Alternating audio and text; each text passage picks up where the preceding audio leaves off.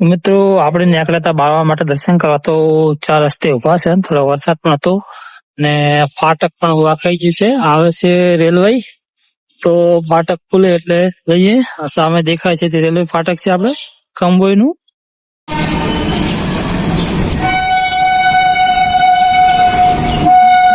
Railway નીકળી રહી છે. હવે રેલવે ક્રોસ થઈ એટલે આપણે નીકળીએ. એક બાજુ વરસાદ ચાલુ છે. 4 ચોકડી. તો મિત્રો આપણી ફાઇનલી પહોંચી ગયા છે બાળવા સિગોતરમાં. તો હવે દૂધની બરણીઓ લઈ દઈએ ને અંદર પ્રવેશ કરે. બરણી ધોવી પડશે.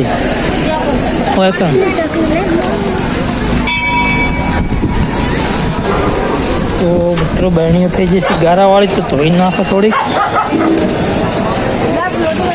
તો ભલે આપો થોડી ખતરનાક.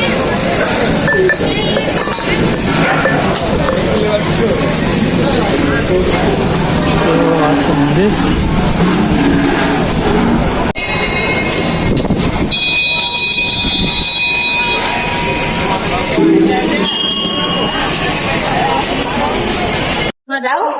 હા, જમવું તો પડશે જ નહીં આપું.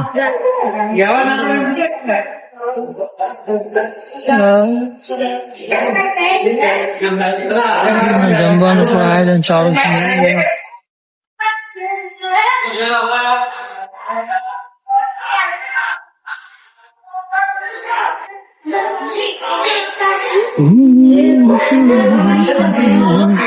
તો મિત્રો આપણે ચાવી બાંધ પડી રહી છે બાઇક તો લઈ આવશું. એક મજાની ચાનું પણ આયોજન છે. આ છે મેન મંદિર સુગોતરમાં.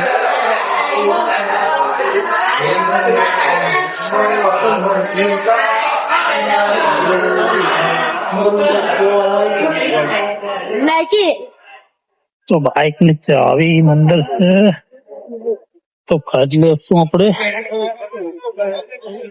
બાઇક ની ચાવી કાઢી નથી મિત્રો.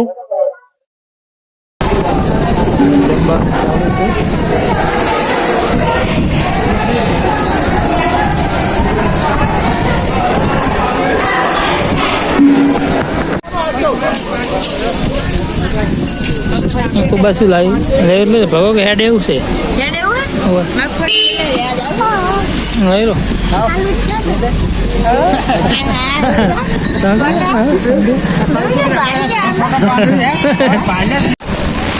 મિત્રો વરસાદ ચાલુ થઈ ગયો છે, તો અમે નટુબા બધે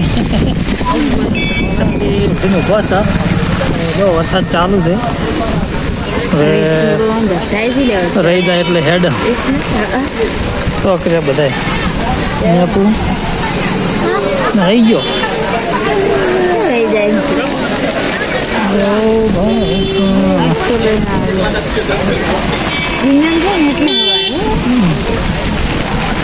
તો ગાઈસ અમે ચા પીવા અને ફાફડા ખાવા બેસી ગયા. વરસાદના 3 દાડે વરસાદ પડતો એટલે વિડીયો બનાવી નહીં ત્યાં અમે.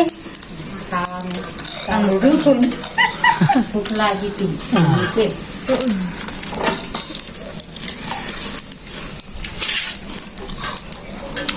જય માતાજી મિત્રો, આપણે દર્શન કરીને ઘરે આવી ગયા છીએ. તો શિવરીથી પલળતા આવ્યા હતા. જો માથું બાથું પલળી ગયું છે. હવે મેં રેમ હતો નહીં, તો આપણે ત્યાંથી નીકળી ગયા હતા.